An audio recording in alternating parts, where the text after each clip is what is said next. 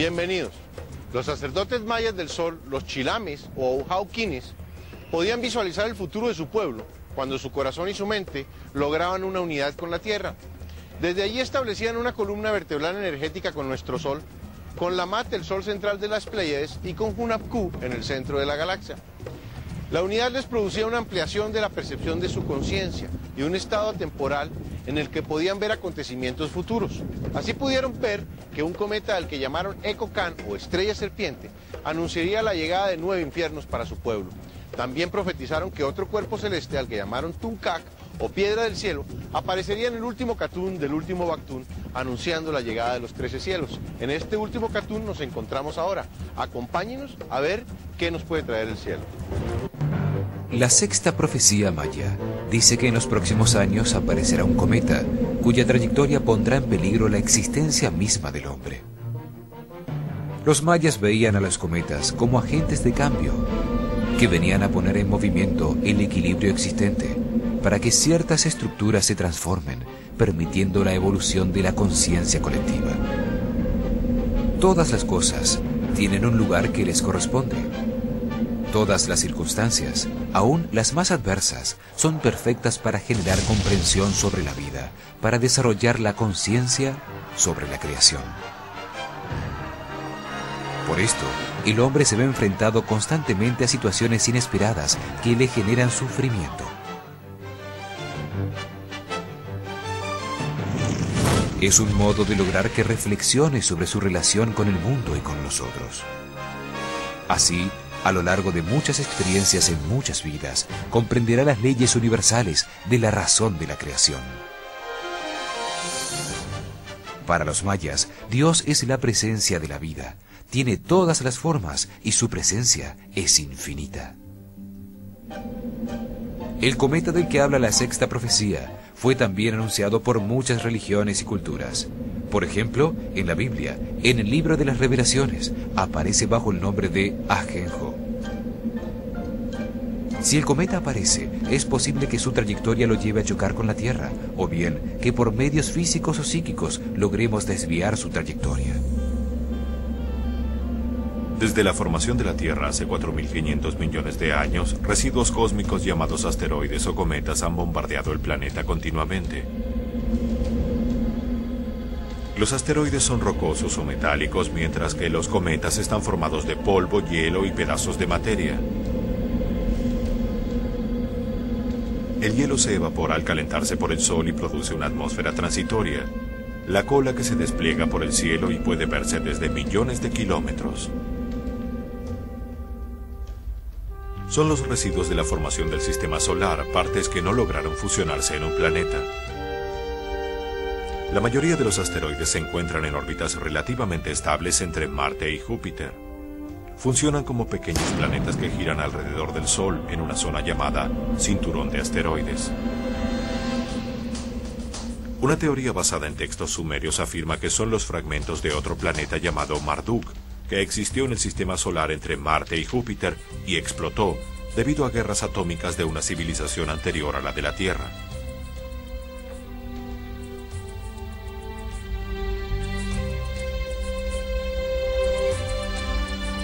Hay otros dos grupos de residuos cósmicos sobre todo el recorrido orbital de Júpiter. Son los llamados asteroides troyanos. Allí se originan la mayoría de los planetoides. Al ser alteradas sus órbitas cada vez que Júpiter pasa por allí, su gravedad los lanza hacia el interior del sistema solar y se cruzan peligrosamente con la órbita de la Tierra. Hay un tercer grupo de asteroides que se encuentra en órbita después de Plutón, en el cinturón de Kuiper. Finalmente, en lo profundo del espacio está la nube de asteroides llamada Nube de Oort. Estos residuos tienen enormes órbitas indeterminadas alrededor del Sol, que son alteradas al pasar cerca de planetas y estrellas, que los envían hacia el interior del sistema solar. Es sabido que dos pequeñas lunas de Marte, Phobos y Deimos, son asteroides de 8 y 28 kilómetros de diámetro que fueron capturados por su fuerza de gravedad y puestos a orbitar a su alrededor. Los cometas siempre han formado parte del sistema solar. Miles de residuos atraviesan, cruzan, rozan van y vuelven periódicamente e incluso chocan con los planetas que se mueven, siempre tranquilos en órbitas regulares, alrededor del Sol. La comunidad científica acepta que hace 65 millones de años en el Cretáceo Terciario un cometa cayó en Chicxulub, en el Océano Atlántico frente a la península de Yucatán, causando la extinción de los dinosaurios. Su cráter de 180 kilómetros de diámetro contiene altas concentraciones de iridio, un elemento muy raro en la Tierra pero común en los asteroides. Se ha asociado la aparición de los cometas a situaciones difíciles como la que coincidió con la erupción del volcán Vesubio, que destruyó a Pompeya y Herculano en el año 79 de nuestra era, o con el derrocamiento del rey Harold por Guillermo el Conquistador en Inglaterra, que en el 1066 fue registrado en el tapiz de Bayeux. Han causado pánico colectivo como el Halley en 1910. Entonces se presumió que su cola era de un gas venenoso, el cianuro. Se vendieron millones de píldoras para protegerse de él.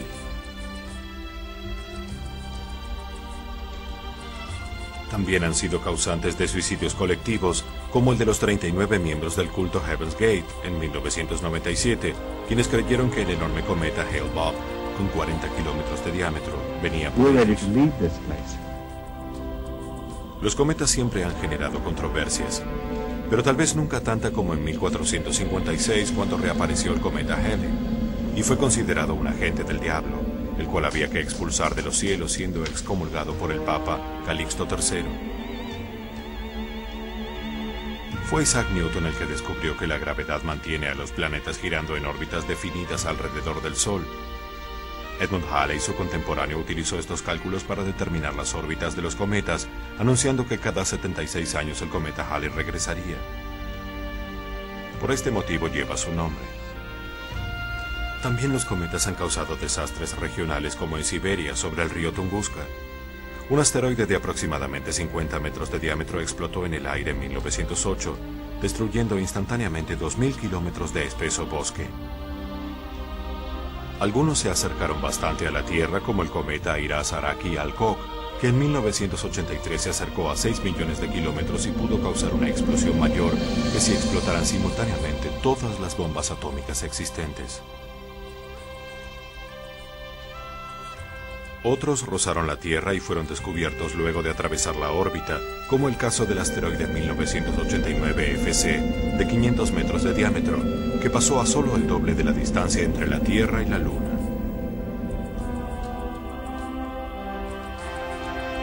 El Hyakutake fue descubierto con 3 meses de anticipación, a solo 14 millones de kilómetros de la Tierra. Su cercanía permitió descubrir en su interior hidrocarburos, metanos, acetilenos y etanos que son la base de la vida. Todo esto generó preocupación, por eso se envió la misión espacial Giotto al Halley para ampliar los conocimientos sobre los cometas. Se confirmó que tenía 9 kilómetros de diámetro y estaba formado de hielo y polvo. En 1994, el cometa Shoemaker-Levy se fraccionó en 22 pedazos que chocaron contra Júpiter, generando el evento más violento que haya existido en el sistema solar en la historia del hombre, con explosiones equivalentes a millones de megatones de TNT. En septiembre de 1999, el cometa Lee se acercó a unos 120 millones de kilómetros de la Tierra, y en enero del 2000, el cometa Marshalls provocó una nueva amenaza. Esto nos muestra que los cometas siempre han estado en los alrededores del planeta. La alerta de los mayas es para que tomemos conciencia de los peligros existentes y actuemos ahora en vez de tener que reaccionar después. Hoy conocemos las órbitas de solo 250 asteroides de los 2000 que cruzan la órbita de la Tierra y que son capaces de crear devastación a escala global. Es decir, ignoramos dónde está el 90% de los asteroides capaces de acabar con nuestra civilización. La atmósfera desintegra los fragmentos hasta un tamaño de 50 metros. Pero los más grandes de ese tamaño son capaces de alcanzar la baja atmósfera o la superficie de la Tierra, donde explotan con una fuerza mayor que la de una bomba atómica. Se estima que hay aproximadamente 1 millón de residuos cósmicos de entre 50 y 500 metros capaces de acercarse a la Tierra y de chocar con ella, produciendo la muerte y la destrucción a nivel regional. Unos 6.000 residuos entre 500 metros y 1 kilómetro andan por los cielos sin que sepamos dónde están. Son capaces de destruir un país entero. El primer paso para establecer una defensa planetaria es localizar los cometas o asteroides, ya que no es posible defenderse de algo que no se sabe que existe. El hombre debe acelerar la búsqueda, aumentar la cantidad de sistemas de detección en todos los sitios del mundo y encontrar maneras más rápidas y exactas de determinar las órbitas de los objetos localizados. Solo unas 100 personas en todo el mundo están dedicadas a vigilar el cielo para detectar los objetos capaces de chocar con nuestro planeta. Hay muy pocos lugares dedicados exclusivamente a este propósito. Linear en Nuevo México, NID en Hawái, Space Watch en Arizona. Cada observatorio en la Tierra solo puede dedicarse 100 horas al mes para detectar los objetos en el cielo, debido a las interrupciones de las nubes y a la posición del Sol, que con su resplandor impide la observación.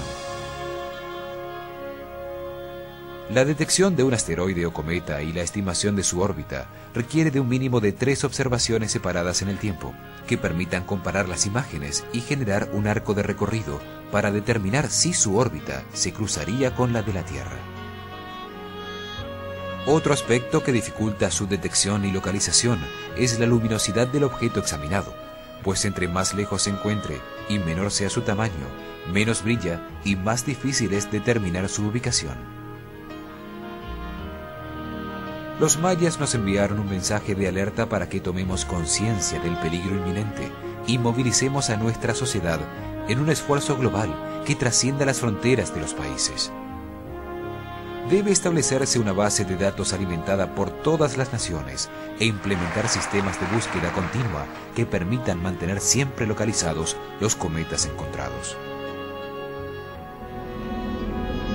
Cuando un cometa pasa alrededor del Sol, parte de su masa se evapora, lo que altera y distorsiona su órbita de manera impredecible. Por eso es de suma importancia tener conocimiento de cualquier fenómeno espacial de esta naturaleza. Es prioritario organizar una serie de misiones espaciales para ampliar nuestros conocimientos científicos y lograr interceptar a los asteroides. A partir de allí podrían destruirse, desviarse o hasta aprovechar su materia prima. Son necesarias más misiones exploratorias como el NEAR, lugar de reunión de asteroides cercano a la Tierra, y Clementine 2 de los Estados Unidos, o la INEO, registro visual de objetos cercanos a la Tierra, de los alemanes. También la del Instituto Japonés de las Ciencias Espaciales y Astronómicas y la de la Agencia Espacial Europea Rosetta. Los mayas siempre estudiaron y registraron los eventos del cielo.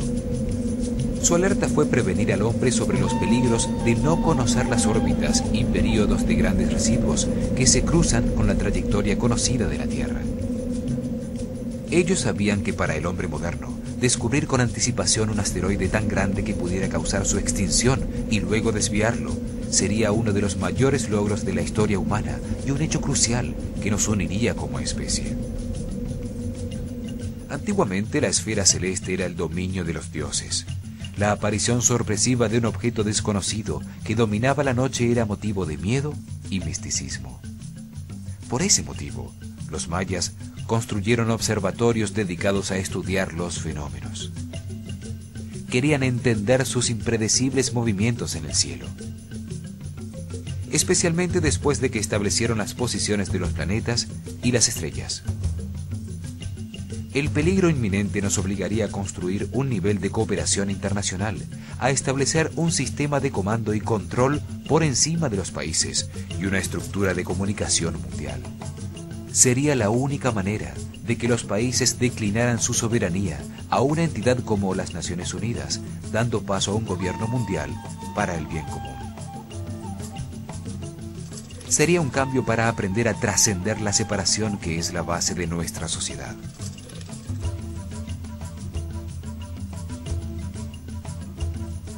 Si consideramos a toda la humanidad como una gran conciencia que está comenzando a formarse, nada tan oportuno como un peligro externo para consolidar esa unidad.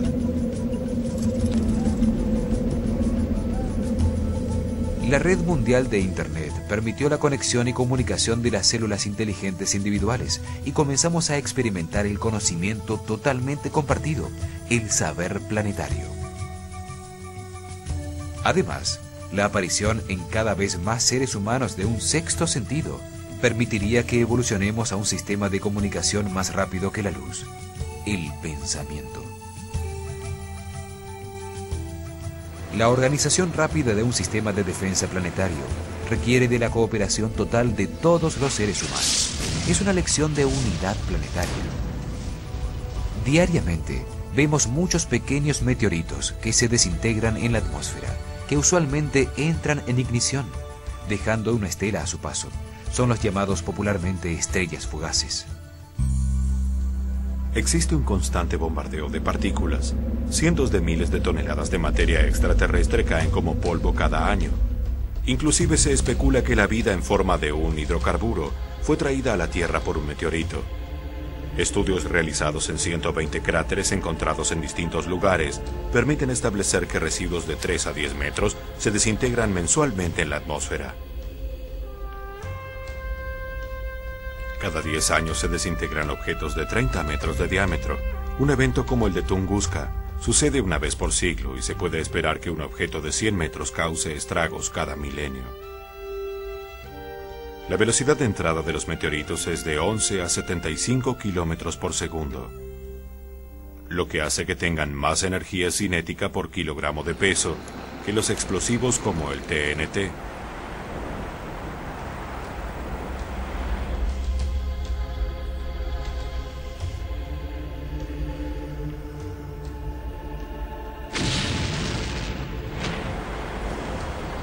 Esa velocidad de entrada hace que la fricción con la atmósfera derrita el bólido y el aire a su alrededor se cargue eléctricamente, convirtiéndose en una bola de fuego. Un asteroide de 10 kilómetros de diámetro que entrara a 30 kilómetros por segundo explotaría con una energía equivalente a 15 billones de veces la explosión atómica de Hiroshima.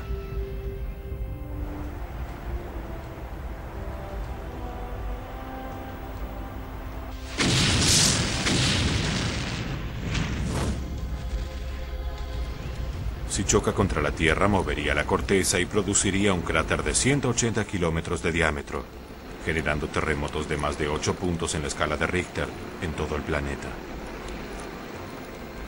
La explosión que vaporizaría el cometa produciría una lluvia de fuego, ocasionando una gran destrucción de la capa de ozono que terminaría de alterar el clima. Una gigantesca cantidad de materia y rocas ricas en sulfuros sería enviada a la atmósfera, rodeando el globo y encendiendo el cielo. El movimiento de las capas tectónicas generaría explosiones volcánicas en cadena y los gases sulfurosos contribuirían a ocultar el sol por muchos años, oscureciendo y enfriando la Tierra. En el caso de que el impacto fuera contra el mar, que cubre el 70% del planeta, se producirían gigantescas olas llamadas tsunamis.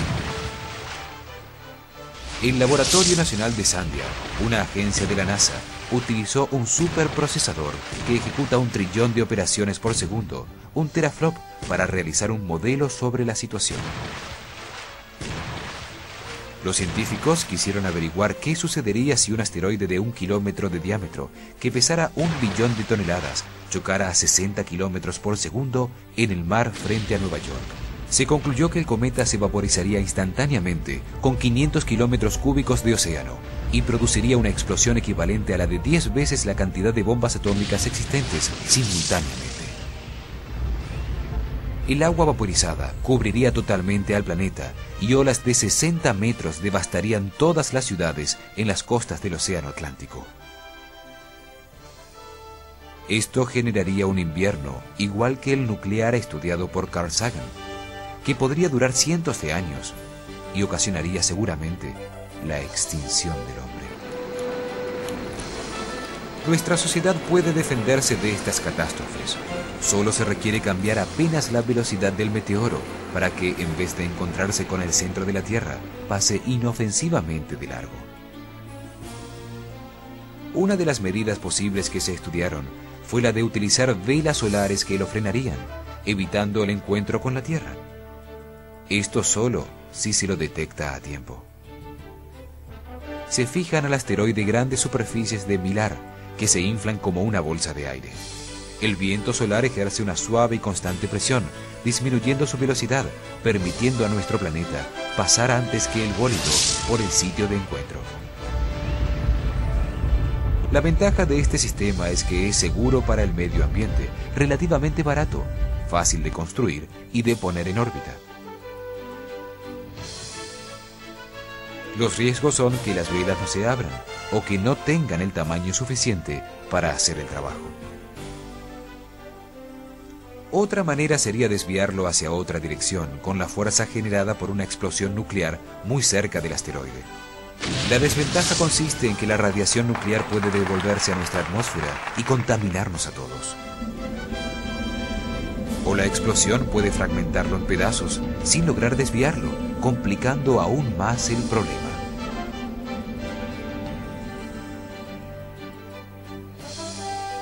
Otra manera de desviarlo sería fijándole un motor que le dé un pequeño empujón cuando está en el perihelio, es decir, lo más cerca del Sol. Esto haría que su órbita cambiara lo suficiente para nunca estrellarse con la Tierra.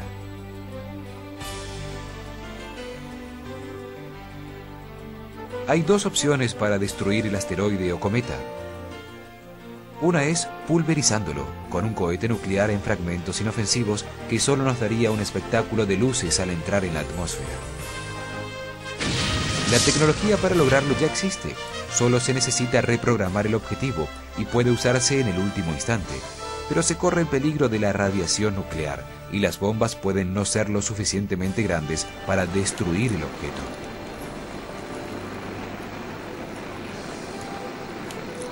La otra opción para destruirlo es utilizar un espejo parabólico del tamaño de un estadio de fútbol para dirigir la luz concentrada del Sol hacia el cometa. El calor sería muy destructivo y lograría vaporizar el cometa. El peligro es que al apuntarle no le dé el rayo o que éste vaya a dar a un sitio habitado de la Tierra. Todas las anteriores son formas tradicionales y físicas para desviar o destruir un cometa, pero también hay que contemplar las formas psíquicas. En estos momentos se realizan gigantescas cadenas de meditación que agrupan a millones de seres alrededor del mundo a una hora determinada con el mismo objetivo, guiados en directo a través de Internet por un maestro. Se ha comprobado que la energía que se mueve de esta manera ha sido capaz de generar cambios físicos, alteración de eventos en el tiempo, sanación a distancia y activación de vórtices energéticos en sitios de poder alrededor del mundo. Imaginemos el poder que tendría una cadena universal con todos los seres humanos concentrados al mismo tiempo en un objetivo común. Tal vez este sea el objetivo de la aparición de un cometa, hacer que todos los seres humanos se den cuenta de lo que se puede hacer actuando en unidad.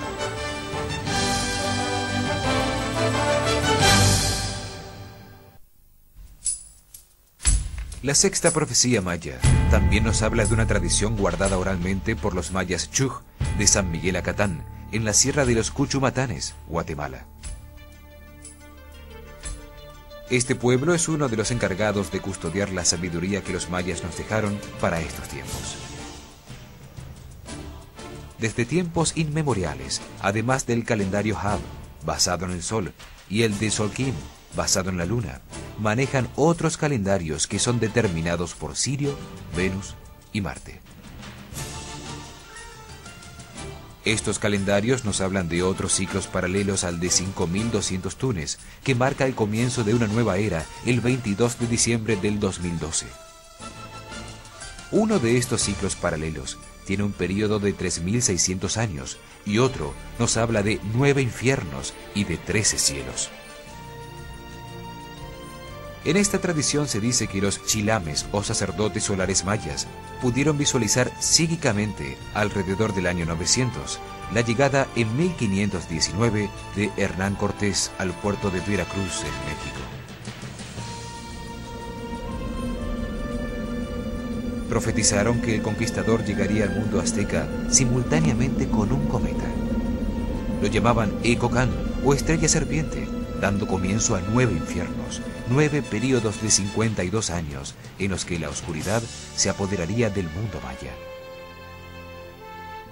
La época de oscuridad que veían venir fue llamada por ellos Belejeb Ticú. Profetizaron que los españoles, al llegar a la nación azteca, que en ese momento estaría haciendo sacrificios humanos a Tezcalipoca, pensaría que todos los pueblos de la zona actuaban de igual manera y que eran adoradores del mal, arrasando con todo lo que existiera. Le dijeron a su pueblo que se replegara por esos 468 años en lo profundo de la selva, pues no habría manera de evitar el dominio de la cruz desequilibrada, como la llamaban ellos.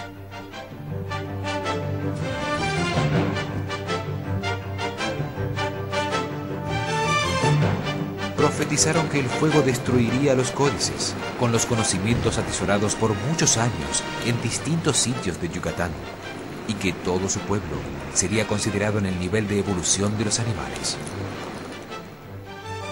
Profetizaron que al final de los 468 años, o sea, en 1987, terminarían los 9 infiernos, dando paso a un Wayeb de 5 años, o período de 5 años de ajuste, y luego a un Catún, período de 20 años de gestación o de transformación.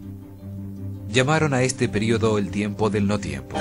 Sería una época de cambios, donde la voz de sus sacerdotes llevarían los conocimientos mayas a todos los pueblos de la tierra, generando la transformación que dará paso a los 13 cielos. Profetizaron que el 22 de diciembre del 2012 comenzaría un nuevo ciclo de luz y armonía para el pueblo maya y la humanidad entera. El tiempo que ellos llamaron los 13 cielos, o Oxlajuj Ticú. Esta tradición oral también nos habla de otro ciclo de 3.600 años que realiza la energía telúrica, la energía contenida en el interior del globo, a través de distintos sitios de poder sobre la Tierra. La onda universal que se manifiesta en los 4 elementos de la naturaleza, en el movimiento ondulatorio de la Tierra, que se muestra en los terremotos, en las ondas del agua, en el movimiento del aire, en las serpientes ondulantes del fuego. Dice que esta energía fundamental se mueve físicamente a través de la columna vertebral del planeta, manifestada en las cordilleras y cadenas montañosas que generan ejes en los continentes. Que esa energía, durante 3.600 años, tiene un foco físico y uno espiritual en un lugar de poder sobre la Tierra, fluyendo desde allí a todos los demás sitios. Además, afirma que desde el año 1650 de nuestra era, este sitio estuvo localizado en el Tíbet, al lado del monte Kailas, en el lago Jacas, donde nace el río Ganges. Al terminar el ciclo de 3.600 años, o sea, en 1950, coincidiendo con la invasión china, comenzó a desplazarse hacia el continente americano, hacia el lago Titicaca, en la cordillera de los Andes, donde estará localizado por los siguientes 3.600 años. Esta energía va generando procesos de cambio por los lugares donde va pasando, que al principio pueden parecer dramáticos, pero que terminan armonizando y volviendo a equilibrar todo en una vibración más alta que la original. Así salió del Tíbet siguiendo los Himalayas hasta el lago Balkhash en Kazajstán, para luego dirigirse al lago Baikal en Siberia.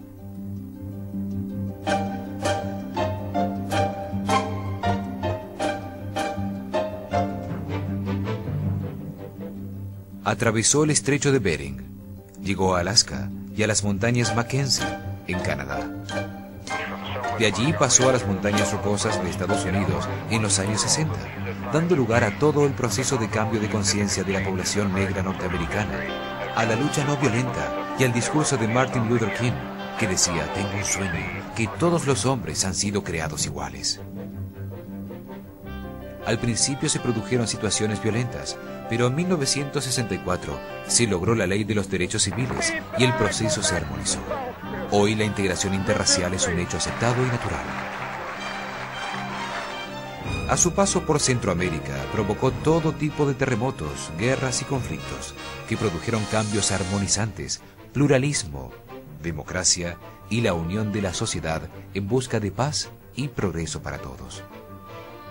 En Colombia, provocó el estallido de la influencia del narcotráfico en toda la sociedad y una polarización de posiciones.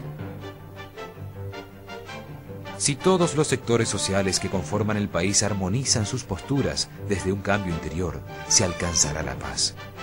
Si ese proceso interno no se genera, solo se hablará en términos de violencia y guerra, con el consiguiente baño de sangre. Es otro camino de aprendizaje, solo que a través del sufrimiento y la destrucción. Es posible afirmar que este proceso finalmente terminará armonizando la sociedad por cualquiera de los dos caminos que se tomen, el del cielo o el del infierno. Los custodios mayas sostienen que esta energía estará en el lago Titicaca en el año 2012 y por lo convulsionada que se encuentra toda la región, Colombia, Ecuador y Venezuela, es posible deducir que ha generado procesos de cambio. También afirman que una manera de ayudar al proceso de armonización es la realización de ceremonias de limpieza y unidad con la tierra, en las que se contribuye a tomar conciencia de que es un gigantesco ser vivo y no materia inorgánica, sin vida. Los mayas nos dijeron que es necesario comprender los ritmos de los sucesos naturales para sincronizarse con la armonía del universo. Si la conciencia de muchos seres humanos se concentra en hacer fluir la energía del planeta, los procesos armonizadores serán menos traumáticos. Ellos descubrieron que el tiempo solo existe en la mente para poder relacionar y comprender las experiencias que el hombre vive consigo mismo, con los demás y con los ciclos del universo. Los sucesos comienzan a darse uno tras otro o uno antes que otro. El tiempo es un elemento sin vida propia. Cada ser humano lo percibe de manera distinta, dependiendo de lo que esté sintiendo, pensando o haciendo. El tiempo no existe en otras dimensiones. Para el espíritu no hay tiempo, hay esencia. Sentimos lo mismo cuando tenemos 80 años que cuando tenemos 8. El espíritu no tiene tiempo, es eterno. El tiempo se acelera cuando estamos felices u ocupados, se hace más lento cuando somos infelices o estamos aburridos. Todos los seres humanos eligen en sus vidas cielos e infiernos. Cada uno le da herramientas de comprensión sobre su ser.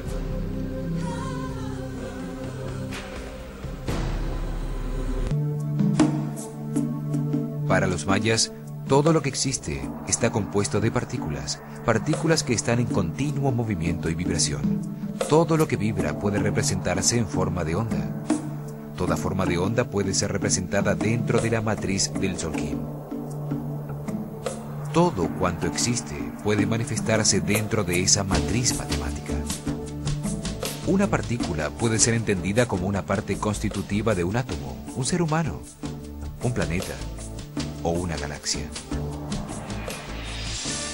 Para entenderlo mejor, pensemos que las partículas son como los actores de una obra. Estas partículas, en un momento determinado en el tiempo, ocupan un lugar localizado en el espacio. El sitio en el espacio y el lugar en el tiempo, el espacio-tiempo, es como el escenario de la obra donde se mueven las partículas. Existen también unas fuerzas o energías que hacen mover a las partículas permanentemente en el espacio-tiempo e interactuar las unas con las otras. Pensemos en esas energías o fuerzas como el libreto que esas partículas o actores tienen que seguir en el escenario o espacio-tiempo. Cada actuación es única e irrepetible y distinta a todas las demás actuaciones que se suceden en el escenario. Puede decirse entonces que la obra es la suma de todas las distintas actuaciones.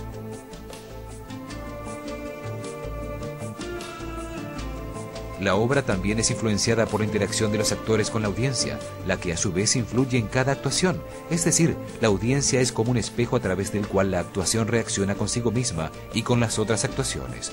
Para los mayas, existen miles de millones de posibilidades para que esas partículas se configuren en el espacio-tiempo. Por eso, para ellos, el universo es la suma total de todas las posibilidades. Hunab-Ku, o Dios, es la suma total de las posibilidades que todos los átomos, hombres, estrellas o soles pueden vivir y las nuevas posibilidades que resulten al reflejar las unas en las otras eternamente. La matriz maya Solquín está formada por 260 posiciones, 13 números por 20 glifos solares sagrados. 260 es un fractal o proporción de 26.000 años, tiempo que dura un día galáctico, y es el mismo tiempo que dura un rayo de luz en viajar desde el centro de la galaxia hasta nuestro Sol. 52 posiciones corresponden a portales energéticos en el calendario, días en los cuales, por la posición orbital de los planetas alrededor del Sol, reflejan mayor cantidad de energía hacia la Tierra. Dentro del Solquín están codificados todos los tipos de energía, materia y vida que se pueden organizar con la información divina. Si consideramos la matriz del Solquín como una unidad y la repetimos indefinidamente hasta que regresara por el otro lado a colocarse adyacente a ella misma, todo el universo podría codificarse en esa gigantesca matriz. Para los mayas, toda la creación existe al aglutinarse estructuralmente la materia en una serie de matrices que soportan patrones de información de origen divino. Matrices entrelazadas, unas dependientes de otras, de una manera jerárquica, guían la propagación de la existencia. Las 260 posiciones de la matriz del Solquín maya estructuran los distintos tipos de energía que se manifiestan en la tercera dimensión del universo. 4 campos, cada uno con 36 posiciones, dan 144 distintos elementos posibles de la materia, de los que 118 están clasificados por la ciencia en la tabla periódica química. 144 unidades de energía radiante son formas distintas de energía densificada, materia que se organiza de acuerdo a una información de origen divino, forman la estructura de la materia en la tercera dimensión. 2 campos, cada uno con 16 posiciones a cada lado de la columna mística, representan 32 unidades de energía cristalina. 2 campos en los sitios centrales, cada uno con 32 posiciones, dan los 64 codones o aminoácidos, la energía genética, donde está codificada la información humana, el ADN. La forma física del hombre es el resultado de la organización de luz y energía de acuerdo a una información codificada de origen divino. Es lo que produce la forma de onda de cada uno de nosotros. Los mayas dejaron el código de la luz. En sus posiciones centrales está inscrito el código de la vida, 64 combinaciones posibles de 4 aminoácidos base que contienen la información necesaria para replicar la vida inteligente. Los chinos dejaron el código de la vida registrado en el I Ching, un libro en el que 2 símbolos base forman 64 permutaciones binarias y cada una representa una historia. Una línea partida llamada Yin, que representa a la materia, y una línea continua llamada Yang, asociada a la energía. Yin y Yang, 2 elementos distintos que representan a las 2 sustancias originales necesarias para replicar a un ser humano. En química se llaman purina y pirimidina.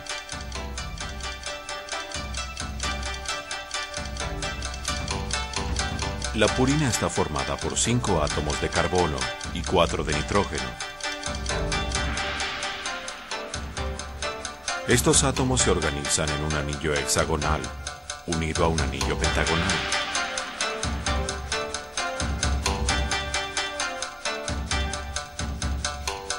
Puede representarse por 2 líneas, como el yin. Suministra energía a los procesos bioquímicos de las células. Cuando esta sustancia reacciona con el hidrógeno, produce la adenina y la guanina. La segunda sustancia base es la pirimidina.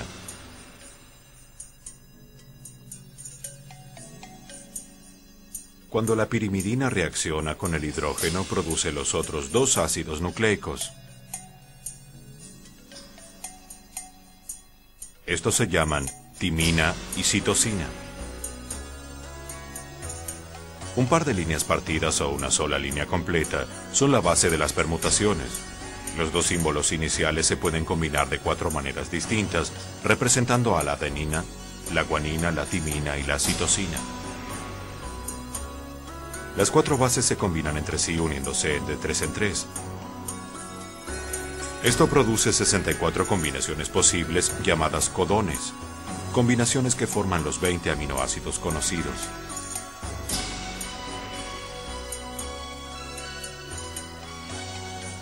La unión de los aminoácidos en moléculas forma las proteínas, que son la materia de las células. Su función es importantísima para la vida, pues son la estructura que aglutina la materia que forma los tejidos, controla sus funciones y su reproducción. Las proteínas en forma de enzimas y hormonas regulan el organismo, el pH y la viscosidad de los líquidos biológicos, sus impulsos nerviosos, el transporte de las sustancias y de las calorías que permiten la vida. Como anticuerpos y antígenos defienden al organismo. Los codones se organizan en 2 cadenas de moléculas entrelazadas como una espiral helicoidal alrededor de un eje central. Sus combinaciones forman el código genético. Son como 2 infinitas escaleras de caracol. Cada peldaño está formado por 3 anillos, 2 hexagonales y 1 pentagonal. Esta combinación de sustancias llamada ADN o ácido desoxirribonucleico se encuentra en el núcleo de las células. Para la reproducción, estas 2 espirales se separan y cada una sintetiza la espiral complementaria a partir de sustancias libres que proporciona el medio celular, armándose de la original 2 nuevas espirales dobles. Es un proceso como el negativo o positivo de una fotografía. Con cualquiera de las 2 se puede armar el otro.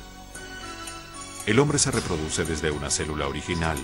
El óvulo femenino, el cual fecundado por un espermatozoide masculino, se divide sucesivamente multiplicando exponencialmente, un proceso llamado mitosis. La célula original se divide en 2 células. Estas 2 se dividen a su vez en 4 y las 4 se dividen a su vez en 8, luego en 16, 32, 64, multiplicándose hasta que se conforma el trillón de células que dan forma a un cuerpo humano adulto. Un ser humano está formado de 2 sustancias base que se combinan entre sí, purina y pirimidina, para generar 4 ácidos nucleicos que se combinan entre sí para organizar 64 codones. Los codones se combinan organizando proteínas que se combinan entre sí para formar las células. A su vez se organizan para formar los tejidos de los órganos del cuerpo del hombre. De las 64 combinaciones, solo 20 están activas o funcionando en los seres humanos. Las otras 44 están inactivas, son como programas de computadora que no estamos usando. Sin embargo, han comenzado a nacer miles de niños en diferentes partes que tienen 24 codones activos en el núcleo de sus células. Se han activado 4 codones adicionales en la estructura básica del ser humano.